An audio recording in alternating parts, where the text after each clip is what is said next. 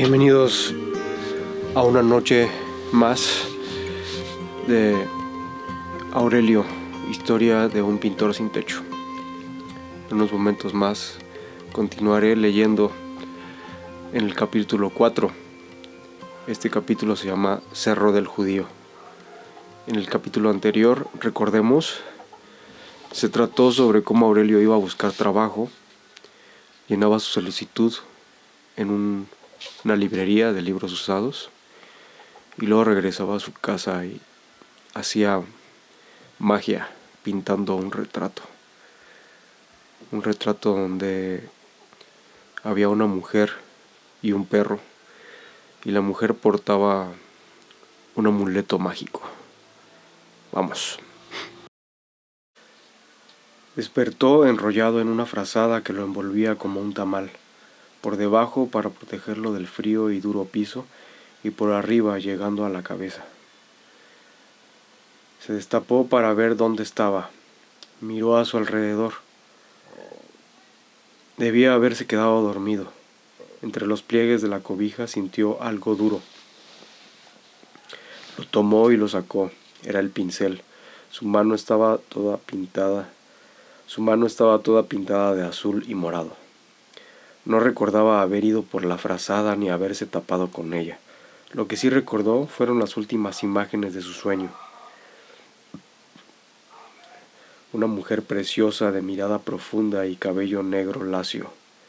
Aurelio escuchaba su voz como si le gritara desde lo alto de un cerro yermo tras del que se escondía el atardecer. Ella lo llamaba. En unas imágenes anteriores aparecía él portando el aurín. De alguna manera sabía que el amuleto le pertenecía a ella, pues se le había perdido y él lo había rescatado, sorteando los peligros. Con su permiso, lo usaba para contar historias que no necesitaban palabras, historias que se volvían realidad. En ellas había calles empedradas con cafés y restaurantes especiales para artistas, soñadores y creadores que eran atendidos ahí por gente amable que no les cobraban nada a cambio de la comida. Todos podían quedarse ahí sentados, platicando, escribiendo, pintando. Había otros que tocaban la guitarra y la flauta.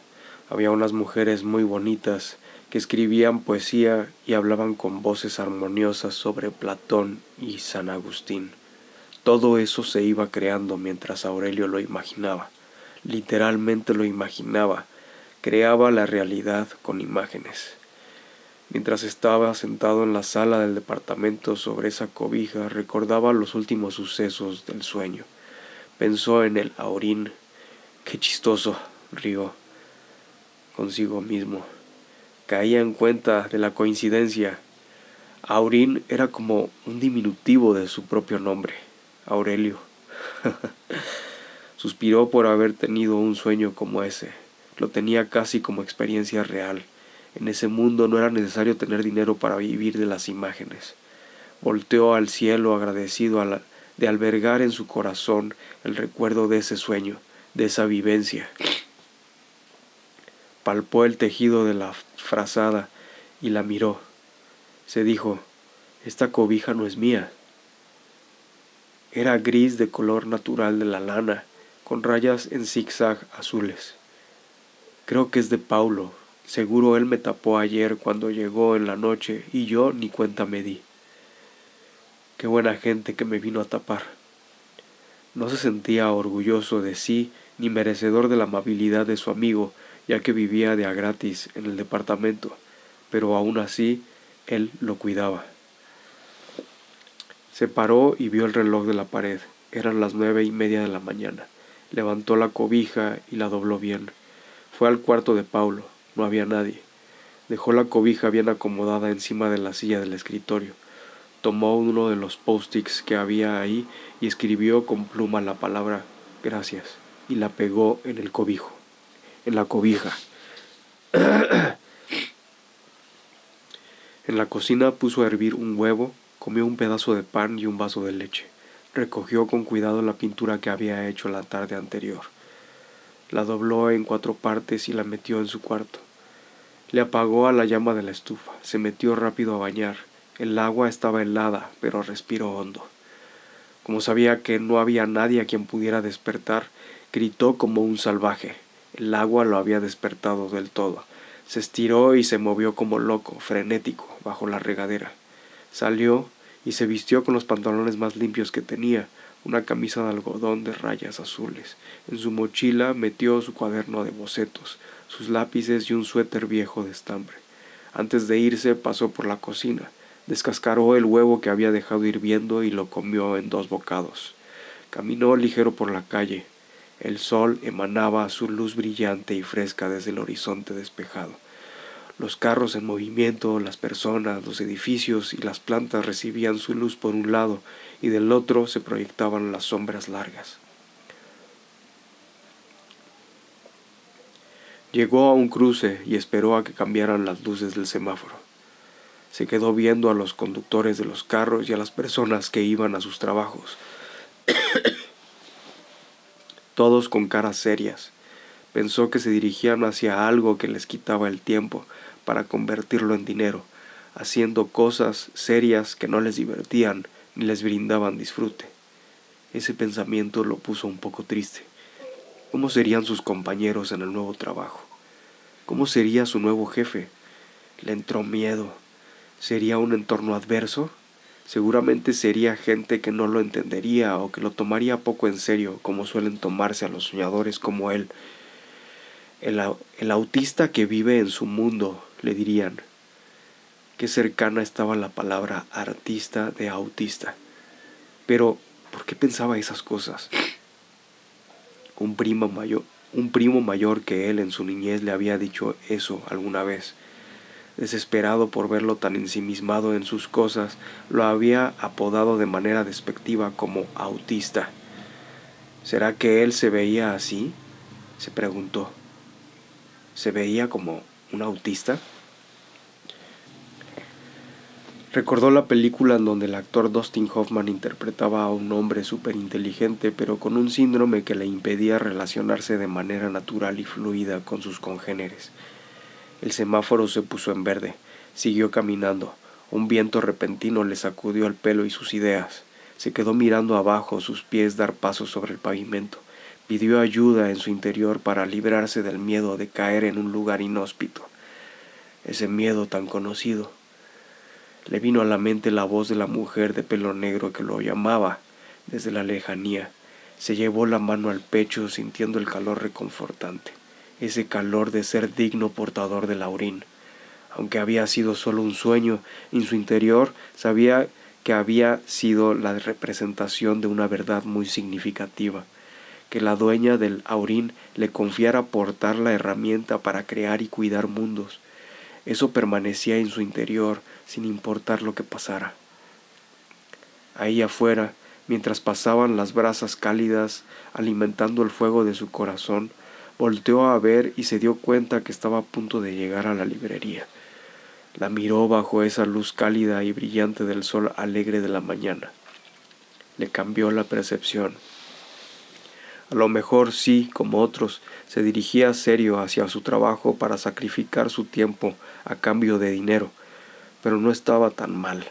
Ahí adentro había muchos libros que contenían los sueños de otros soñadores como él, con quienes podría convivir en el mundo de las ideas y de paso hacer recomendaciones a los clientes de sus propios hallazgos. Aparte, tendría dinero para poder seguir pagando la parte que le tocaba del departamento. Eso lo puso más alegre.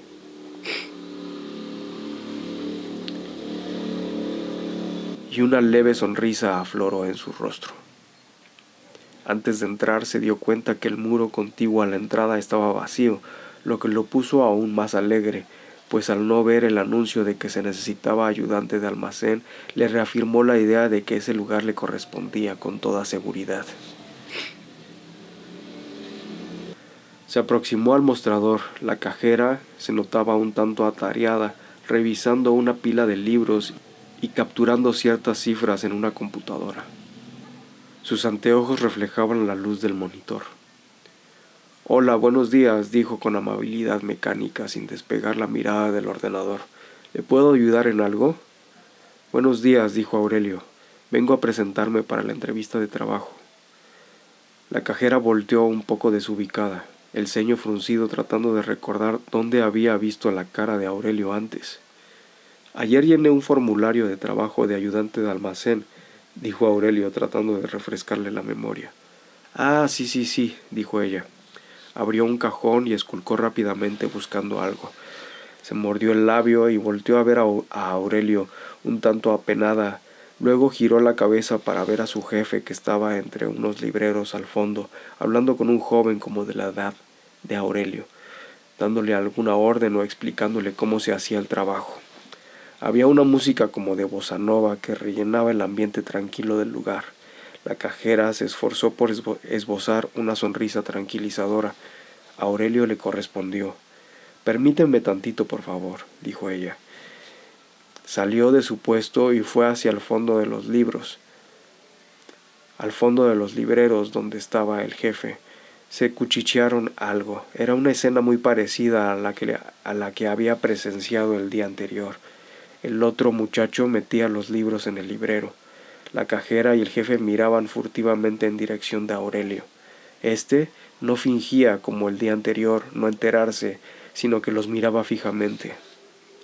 La joven cajera, aunque un tanto mayor que Aurelio, no regresaba como el día anterior con aire de autoridad, sino con una actitud más cercana.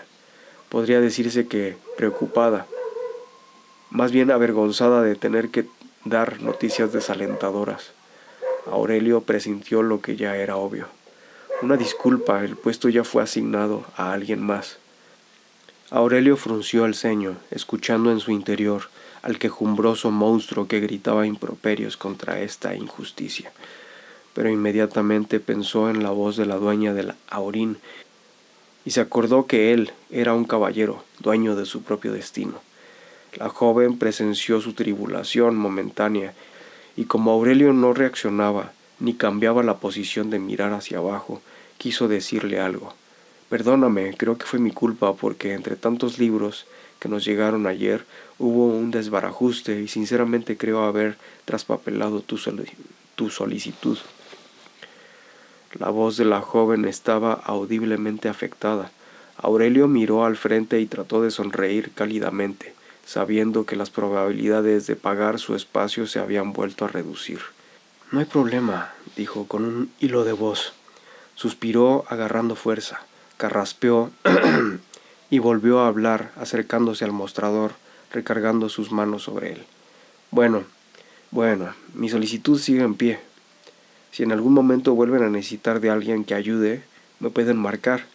Seguramente el formulario reaparecerá cuando se presente la oportunidad.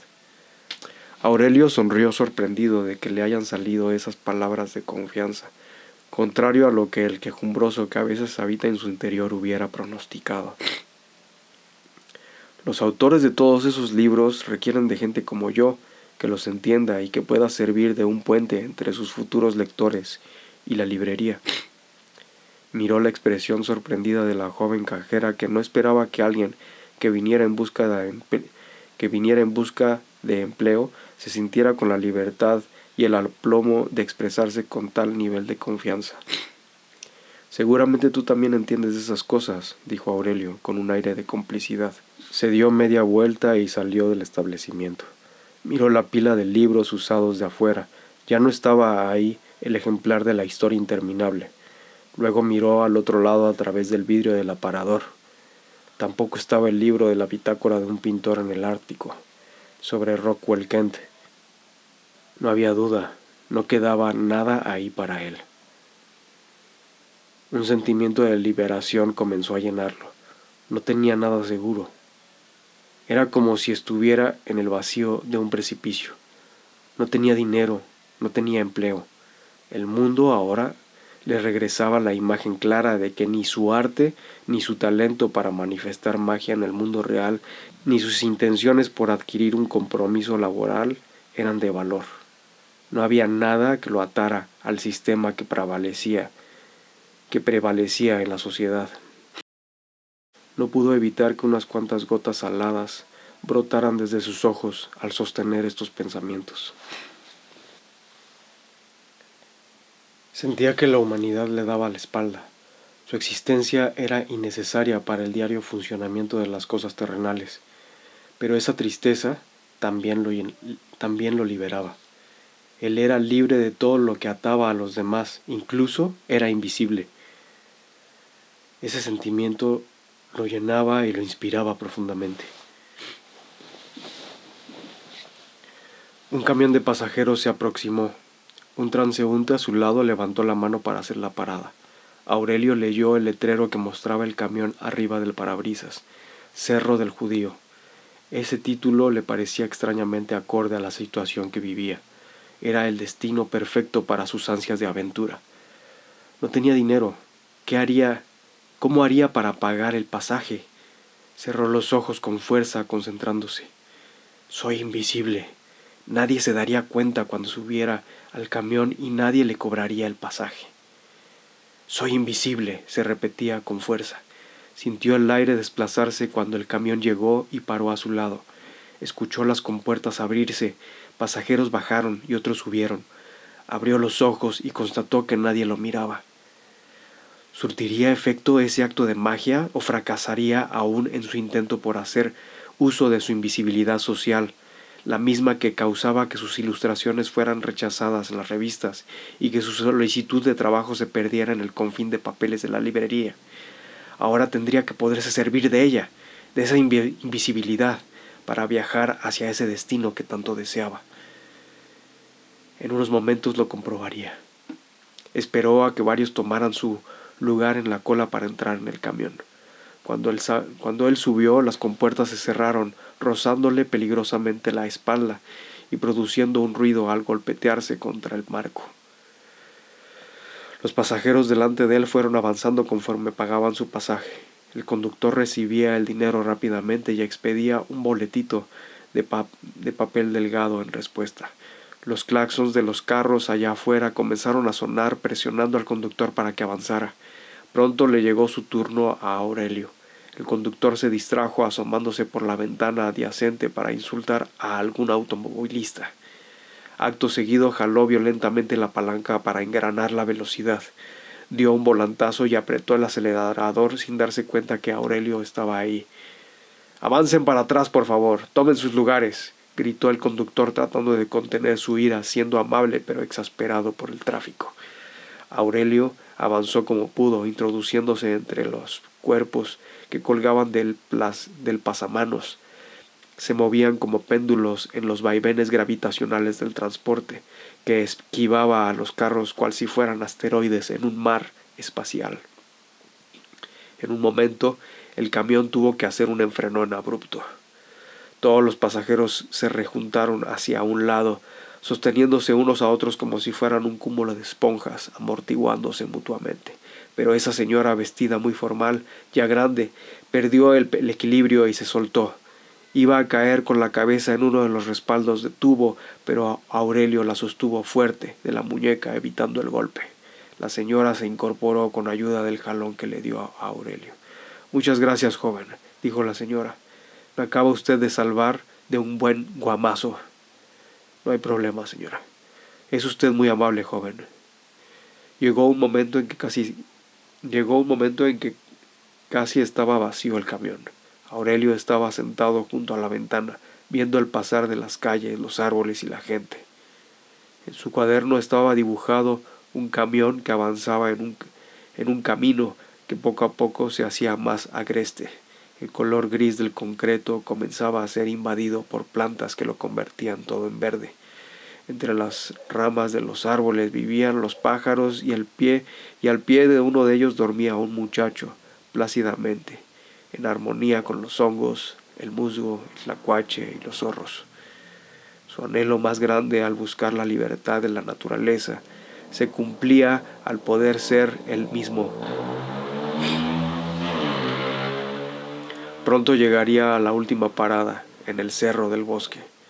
Voltearía hacia atrás para ver el paisaje, no por extrañar a la sociedad o a la ciudad, sino por estar seguro de preferirse a sí mismo. El camión paró. No quedaba nadie, solo él. Las compuertas se abrieron. El aire corría más fresco y frío que abajo en la ciudad. Más allá de las paredes de la última casa estaba el bosque. Aurelio bajó del camión.